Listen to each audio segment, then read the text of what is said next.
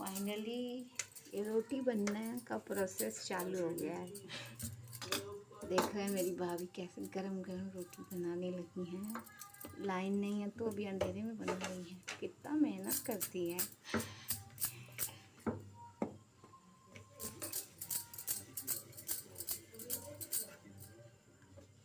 आप लोग please comment में बताइएगा मेरी भाभी अच्छा रोटी बना रही है कि नहीं। इसको हंसी आ रहा है। ये देखिए फुली फुली गरम गरम रोटियाँ। आइए और खा लीजिए सब लोग, मुंह में जल जाएगा। तो फाइनली रोटी बन चुकी है और मेरा भाई खा रहा है। देख सकते हैं कितना स्वादिष्ट दलिया और ये गुड़ और रोटी। प्लीज़ कमेंट में बताइएगा कैसा खाना है आज का।